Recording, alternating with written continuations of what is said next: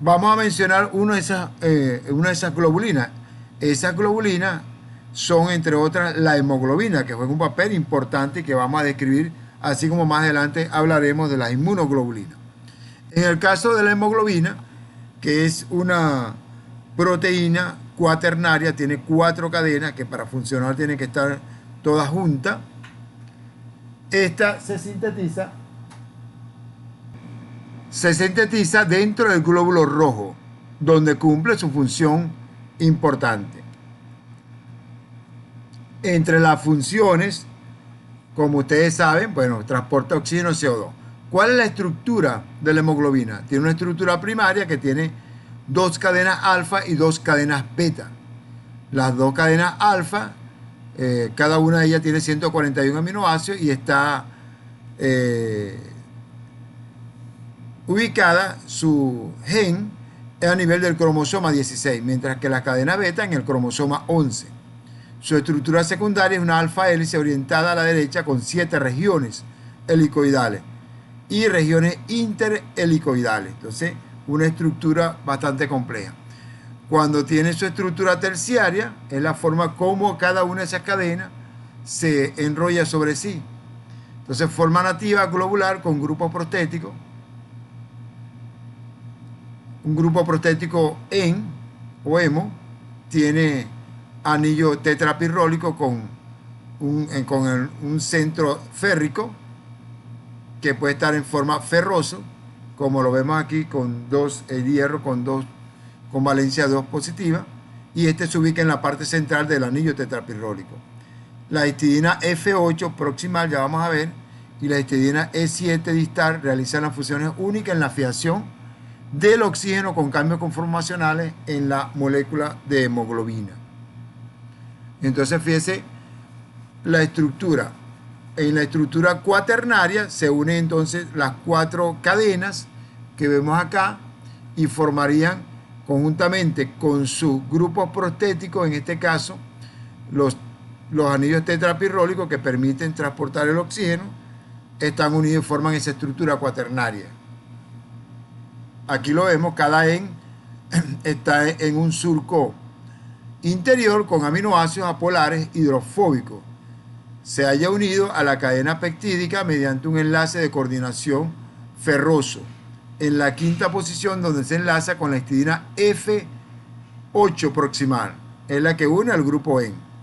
Aunque no está enlazada en la sexta posición de coordinación, la histidina E7 es la que protege, permanece al lado contrario de la histidina F8 en el anillo hémico. Las 4 primeros enlaces de coordinación del hierro ferroso se hayan unido a la estructura tetrapirrólico.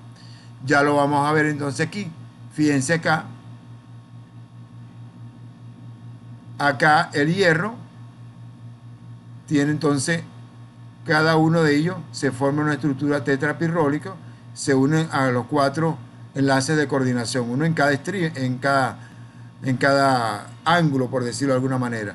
Y se haya además unido este hierro en este plano que vemos acá del anillo tetrapirrólico, se haya unido ahora a la cadena. Este es el grupo prostético, el grupo N, pero se haya unido a la cadena. ¿Con qué se une a la cadena?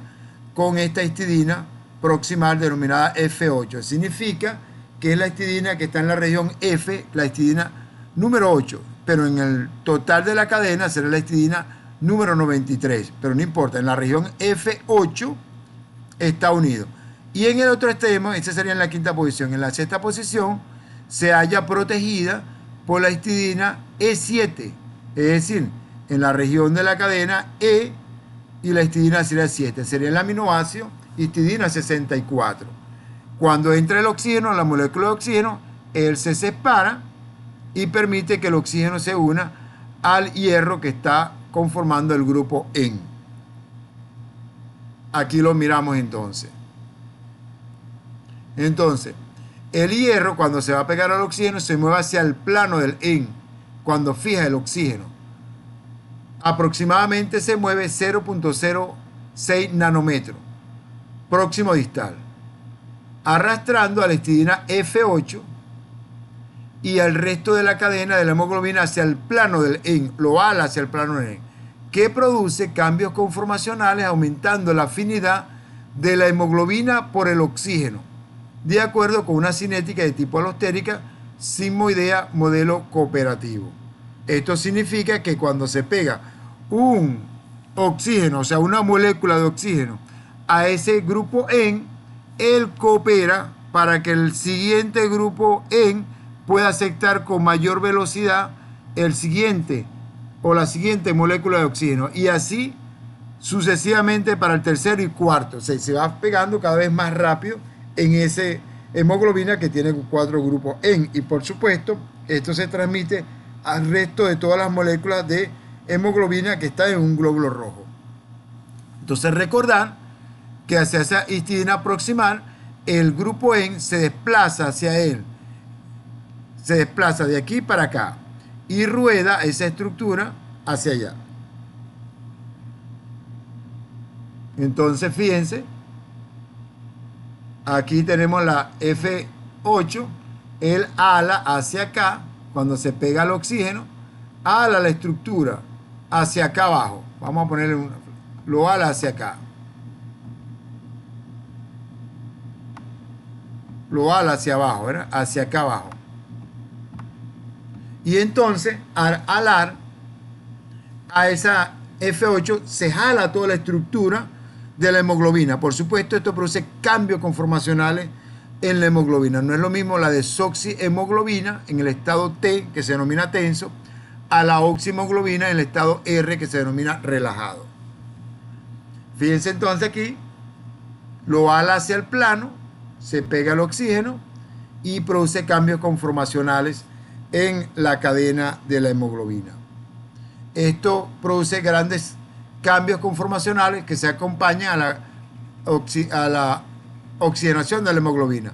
Entonces se producen rupturas entre enlaces salinos entre el carboxilo de las 4 subunidades, alterando profundamente las estructuras secundarias, terciarias y cuaternarias, que llevan a un incremento progresivo y cooperativo de la afinidad de la hemoglobina por el oxígeno, lo cual significa que usted puede ponerle un número de resistencia para entrada del primer oxígeno al primer grupo M, pongamos por ejemplo 5, pero ya para que se pegue el oxígeno al segundo grupo N ya no sería una resistencia de 5, sino sería de 13, y al segundo sería de 2, y al primero sería exactamente menos de 1. Y entonces esto lleva a que existe un modelo cooperativo progresivo que aumenta la afinidad de la hemoglobina por el oxígeno en presencia de oxígeno. Entonces, cuando hablamos de cómo se da la cinética de oxigenación de la hemoglobina, vamos a encontrar una curva, que ya la vamos a mostrar, en la cual se va incrementando la afinidad de la hemoglobina por el oxígeno en presencia de oxígeno. Esa es la denominada curva de saturación de la hemoglobina por el oxígeno. Es sigmoidea, lo cual indica que la facilidad con que el oxígeno se une a la hemoglobina depende si hay otros átomos de oxígeno presentes en el mismo tetrámero. Si hay oxígeno unido, la fijación de los oxígenos subsecuentes ocurre con mayor velocidad. La hemoglobina muestra una cinética cooperativa de fijación de oxígeno, propiedad que le permite retener una cantidad máxima de oxígeno en los pulmones y ceder una cantidad máxima en el tejido periférico, donde hay presión parcial de oxígeno baja. Es decir, en el pulmón la presión parcial de oxígeno es alta y se pega muy rápidamente, pero en el tejido periférico, donde va a entregarlo, la presión parcial de oxígeno es baja y entonces sucede al contrario, se libera rápidamente el oxígeno. Entonces ese dato es importante que lo tengamos en cuenta. Vean, esta es la gráfica de la saturación de la hemoglobina por el oxígeno, esta gráfica que ustedes miran acá, que estoy mostrando acá, y al comienzo ustedes pueden ver que es lenta el ascenso de la fijación de la hemoglobina por el oxígeno. Fíjense entonces, a presiones parciales bajas de oxígeno, menos de 20, está el porcentaje de saturación, en la saturación es menor. Pero en la medida que avanzamos, vean que el porcentaje en estos primeros 20 se asoció 20%, pero en los siguientes 40, si miran acá, tiene de 20 que se asoció, pasó a más de 60 y tanto. Esto significa casi 65, esto significa que aumenta y sigue aumentando. ¿Hasta cuándo? Hasta que se satura. ¿Y qué significa que se satura? Bueno, que todos los centros o los grupos en que van a recibir el oxígeno ya están llenos y por lo tanto usted puede seguir aumentando la presión parcial de oxígeno y no va a aumentar la saturación. ¿Por qué? Porque ya todos los centros o los grupos en que van a recibir oxígeno están llenos. Obviamente no se va a poder recibir más y se mantiene la saturación en el 100%. Entonces, desde el punto de vista estructural, la hemoglobina pasa de una forma T, que significa tensa, a una forma relajada. Y es probablemente, esto se debe, obviamente se debe a la oxigenación. Cada uno de los grupos en de la hemoglobina es un tetrámero, entonces va aumentando. Fíjense entonces aquí tienen la forma de la estructura T, que rápidamente van a pasar a la forma de la estructura R. Y hablemos entonces de lo que es el efecto Bohr. Este efecto significa que los protones, los hidrogeniones, se unen a los grupos R de los residuos de histidina 146 de las cadenas beta solamente de la hemoglobina. Por lo tanto, la hemoglobina como estructura total solamente acepta dos grupos, dos hidrogeniones, uno en cada cadena beta. Y esto lo hace en la hemoglobina desoxigenada, en el tejido periférico. Si la hemoglobina está oxigenada, no acepta los protones. Esto da una propiedad adicional amortiguadora de pH de la hemoglobina.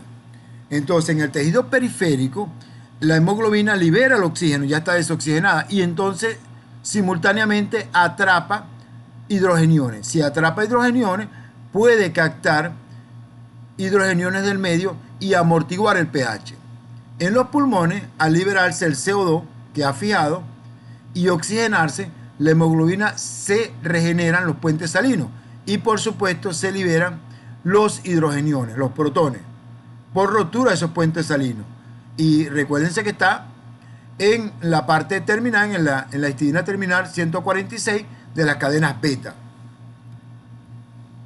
Entonces, ese efecto Bohr se traduce en lo siguiente, y es que, en resumidas cuentas, la hemoglobina oxigenada a nivel de pulmón tiene la propiedad de atrapar oxígeno, como ustedes ven aquí en los pulmones. Al atrapar oxígeno, pues rompe los puentes de hidrógeno, los puentes salinos, y se libera el hidrógeno.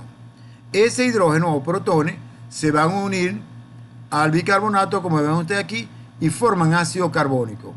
Actúa la anhidrasa carbónica y produce dos moléculas de CO2 más agua y se exhala. Entonces, nosotros exhalamos CO2, no seco, sino CO2 con agua, o sea, CO2 húmedo.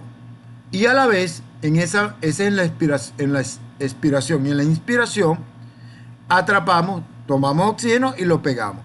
¿Y qué va a pasar con la hemoglobina? Como hemos visto acá. Bueno, tiene un efecto amortiguador porque liberó hidrogeniones. Y a la vez, al atrapar el oxígeno, se regeneran los puentes salinos. Él va al tejido periférico. ¿Y qué va a hacer en el tejido periférico? Libera el oxígeno. Ahora, al liberar el oxígeno, puede atrapar hidrogeniones. Esos hidrogeniones se pegan a la hemoglobina y se repite el ciclo. ¿Y de dónde vienen estos hidrogeniones? Vienen del metabolismo, que está liberando hidrogeniones. ¿Y el CO2 de dónde viene? También viene de lo que se genera en el ciclo de Krebs, de lo que se genera por la acción de la piruvato carboxilasa, que puede agarrar un piruvato y lo convierte en acetilcoenzima A, y luego entonces se libera un CO2. Forman parte de los procesos de respiración. Ese CO2 se combina con el agua, como miran acá, CO2 se combina con el agua por acción de la anhidrasa carbónica y se produce en ácido carbónico. Esto que miren aquí, de ácido carbónico puede disociarse en bicarbonato y en hidrogeniones. Esos hidrogeniones se pegan aquí. El CO2 también es atrapado por el oxígeno, por la hemoglobina y transportado a nivel de los pulmones. De esa manera. Fíjense entonces, esta es la curva del efecto Bohr que quiero que vean a un pH, vamos a poner 7.6 o 7.2. Lo cierto es que es una curva de tipo sigmoidea. Al inicio, para poder pegar el oxígeno hay cierta resistencia, pero una vez que se pega el primero, permite y coopera para que los demás se vayan pegando. ¿Hasta cuándo? Hasta que se satura las moléculas de hemoglobina. Ahora, el CO2 que hemos mencionado se haya unido por el grupo alfa-amino terminal de cada una de las cadenas de la hemoglobina para formar calvi-amino-hemoglobina. Entonces, se pueden transportar 4 moléculas de CO2. Cuando la concentración de CO2 aumenta y se une a la hemoglobina, disminuye la afinidad de la hemoglobina por el oxígeno e inversamente. Entonces, tenemos ese factor y el otro factor que hemos mencionado son los hidrogeniones o protones. Entonces, en resumidas cuentas, la presencia de hidrogeniones disminuye la afinidad de la hemoglobina por el oxígeno y la presencia de CO2 también disminuye la afinidad de la hemoglobina por el oxígeno. Y el otro factor importante es el 2,3-difosfoglicerato o 2,3-DPG. Este es producido en el glóbulo rojo por una vía que soslaya completamente la producción de los primeros ATP en la glucólisis. Y entonces, en vez de producir ATP en esta vía que mencionaremos en la ruta de la glucólisis, se soslaya y se produce este metabolito denominado 2,3-difosfoglicerato en vez de 1,3-difosfoglicerato. No se produce 1,3 sino 2,3-difosfoglicerato. Él se une a la hemoglobina en la posición, a la hemoglobina que está en forma T o en forma tensa. La forma T no contiene oxígeno. Se une en la cavidad central que nosotros hemos mencionado mediante puente salino entre sus átomos de oxígeno y las dos cadenas beta a través de sus grupos amino terminal, valina NA1 y lisina EF6 e histidina H21. Esto estabiliza la forma T disminuyendo la afinidad de la hemoglobina por el oxígeno. Entonces miren acá, esta es la forma tensa de la hemoglobina, tiene una cavidad central, lo vemos acá, lo pasamos acá, y en esa cavidad central se mete como un candado, como un trabador, el 2,3-difosfoglicerato. Entonces, ¿qué va a pasar? Que cuando el oxígeno se aproxime a los grupos de la hemoglobina, que tiendan a estirar la cadena y, por supuesto, cambiar la conformación y el desplazamiento de la hemoglobina sobre su mismo eje, no se puede realizar porque existe una traba, existe un trabador. Y ese trabador es el 2,3-difosfoglicerato o 2,3-bifosfoglicerato. Se une a la forma T. Como consecuencia, entonces tenemos 3 elementos que hacen que se disminuya la afinidad de la hemoglobina por el oxígeno. Y esos 3 son el CO2, el protón o los protones hidrogeniones y el 2,3-difosfoglicerato. ¿Y qué va a pasar? ¿Cómo vamos a observar la curva? Bueno, fíjense, vean. Si comparamos esta primero, que sería la curva de afinidad de la hemoglobina por el oxígeno, en condiciones normales, sin ningún elemento, encontramos que sería este. Y esta que viene acá sería la hemoglobina, la saturación de la hemoglobina con el oxígeno, pero en presencia de CO2. ¿Qué va a pasar? Que la curva se desplaza hacia la derecha, se desplaza hacia allá, vean, para acá. Y esto significa que la afinidad de la hemoglobina por el oxígeno disminuye. Por lo tanto, todos aquellos factores que desplacen la curva base, que sería esta es la curva base de la hemoglobina por el oxígeno, lo desplacen a la derecha, como está mencionado aquí, eso significa que disminuye la afinidad de la hemoglobina por el oxígeno. Y entonces analicemos el otro. Fíjense aquí, hemoglobina más 2,3-difosfoglicerato. Vean, entonces está desplazado también a la derecha y significará entonces que disminuyó la afinidad de la hemoglobina por el oxígeno. Correlativamente, recuérdense que la presencia de CO2 también implica la presencia de hidrogeniones, porque el CO2 se une con agua también y parte de eso se disocia en hidrogeniones más bicarbonato, lo cual significa entonces que la presencia de hidrogeniones también desplaza la curva de la hemoglobina por el oxígeno hacia la derecha, disminuye la afinidad. Entonces miramos acá cómo tenemos esta primera curva, esta segunda curva, y en la tercera curva estamos uniendo 2,3-difosfoglicerato más CO2 y el desplazamiento de la curva es mucho mayor, por lo tanto disminuye aún más la afinidad de la hemoglobina por el oxígeno. Eso, combinado con lo que hemos mencionado, es lo que explica el efecto Bohr, donde se obtiene mayor cantidad de oxígeno en el pulmón y se libera a nivel periférico, pero a la par se libera CO2 en el pulmón y se toma CO2 en el tejido periférico. En el tejido periférico se toma hidrogeniones y también se libera a nivel del tejido pulmonar. Ahora, una característica interesante es esto que vamos a mencionar aquí. En la hemoglobina fetal, las cadenas gamma tienen serina en lugar de histidina, es decir, aquí no vamos a tener cadenas beta, sino dos cadenas alfa y dos cadenas gamma. Esas cadenas gamma son las que están sustituyendo a las cadenas beta. Aquí entonces cambia solamente eso, las cadenas gamma tienen serina en lugar de histidina y no pueden formar puentes fuertes, por lo cual estabilizan menos a la hemoglobina T, se estabiliza menos. Esto aumenta la afinidad de la hemoglobina por el oxígeno. ¿Por qué? Porque la forma T, que es la forma tensa, que es la que no acepta oxígeno, ahora se encuentra más debilitado sus puentes y esto hace que cuando la hemoglobina fetal pase por la placenta, él atrape oxígeno de la hemoglobina adulta que le lleva a la madre hasta la placenta. Si fuesen iguales, ambas, hemoglobina fetal o hemoglobina del adulto, igual que la hemoglobina fetal, obviamente no pudieran ser atrapadas por la hemoglobina fetal. En este caso, la hemoglobina fetal estabiliza menos a la forma T y hace que tenga una tendencia a la forma R y por lo tanto atrape más hemoglobina. Otro detalle interesante es la hemoglobina S o la hemoglobina drepanocítica o la hemoglobina que tienen los que tienen anemia drepanocítica. ¿Qué está pasando acá? Un residuo de valina reemplaza a ácido glutámico.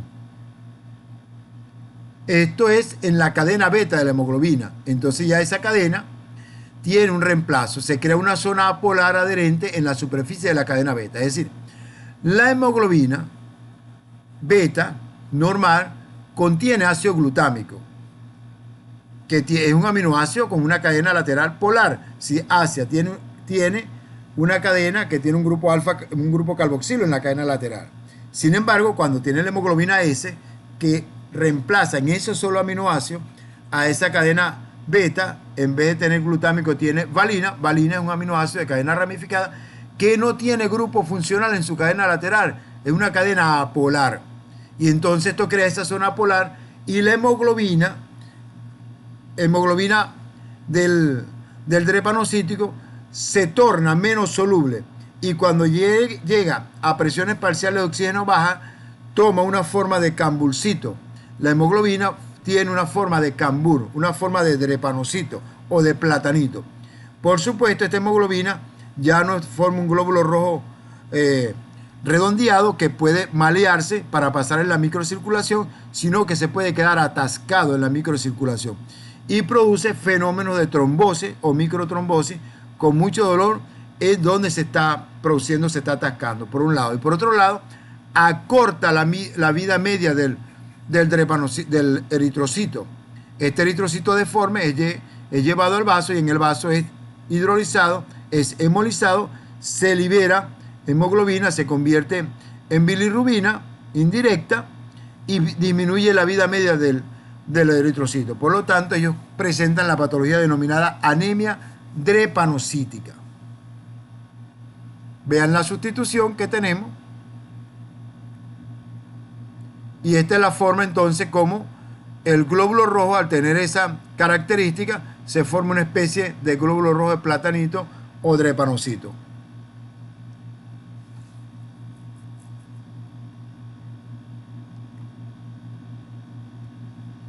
Bueno, con eso finalizamos esta clase de proteína. Nos quedaría una sola que vamos a dar en la siguiente oportunidad.